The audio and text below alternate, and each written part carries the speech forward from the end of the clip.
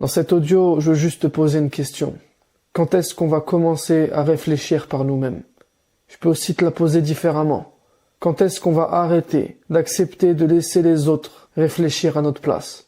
Quand est-ce qu'on arrête de laisser les autres insulter notre intelligence? Depuis qu'on est petit, on nous dit que essayer de comprendre le Coran tout seul, c'est dangereux. Qu'il faut toujours revenir aux savants car ils ont sacrifié toute leur vie et c'est les seuls qui sont capables de nous expliquer comment faire, comment pratiquer notre religion. Comme si Allah ne sait pas se faire comprendre tout seul.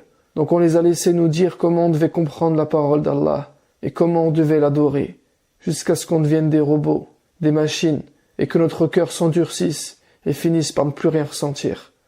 Donc quand est-ce qu'on va arrêter d'accepter de sacrifier notre paix intérieure pour un fardeau que l'on traîne sans comprendre pourquoi? La prière est devenue lourde, le Jumu'ah est ennuyant, la peur d'Allah est démoralisante, la religion est contraignante et compliquée, plus rien n'est fluide, tout est dénaturé. Quand est-ce qu'on va arrêter de considérer que Dieu est un jukebox? Quand est-ce qu'on va réveiller notre cœur, à qui on a interdit de raisonner depuis bien longtemps?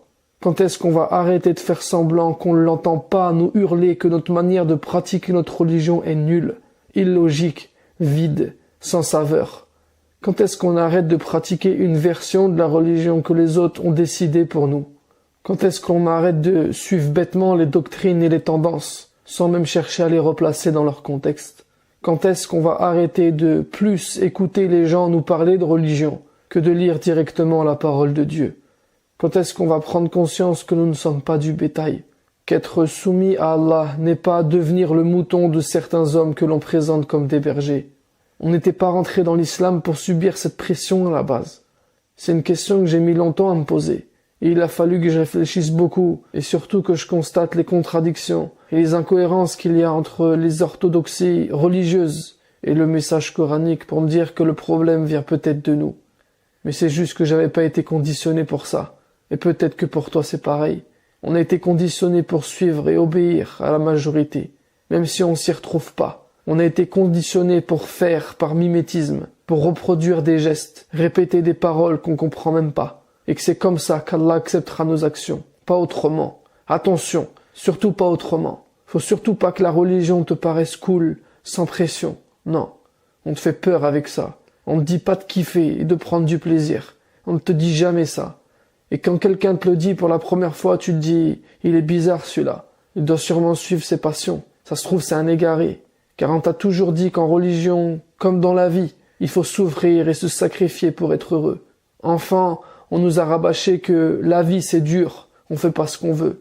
Qu'être en couple c'est beaucoup de sacrifices. Qu'au travail il faut se fatiguer, souffrir pour mériter son salaire. Qu'il faut sacrifier 5 jours de boulot pour 2 jours de repos. 11 mois de galère pour 1 mois de vacances. 40 ans de cotisation pour avoir une petite retraite. Être vieux, fatigué et malade.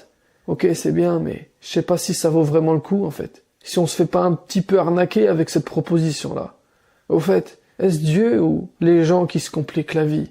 Est-ce Dieu ou les hommes qui compliquent la religion? Et le bonheur dans tout ça? Ce serait pas plutôt la carotte pour faire avancer le troupeau jusqu'à l'abattoir? Je pense pas qu'Allah ait créé l'être humain pour être malheureux. Je pense encore moins qu'il ait fait de nous des croyants pour qu'on souffre et qu'on ait peur jusqu'à la mort. On utilise la soumission à Allah pour faire passer nos pilules. En fait, on utilise Dieu pour manipuler les masses. C'est pas Dieu qui a l'image de l'homme. C'est l'homme qui l'a fait à son image. On a été formaté pour ne surtout pas douter de ce qui contrarie notre cœur, de ce qui contredit notre raison. Si t'acceptes pas, c'est que t'es un pervers. Si t'es pas d'accord, c'est que t'es un hérétique. Si tu parles, on crie au blasphème et te traite d'apostat. Notre pratique et notre compréhension de la religion soulèvent des tas de problèmes, mais chut, faut pas en parler. Tu vas semer la fitna. Donc de là ma question. Quand va-t-on commencer à réfléchir? On est formaté pour accepter qu'il y a une rupture entre ce qu'Allah nous demande et la nature avec laquelle il nous a créés. Que ce monde est notre prison.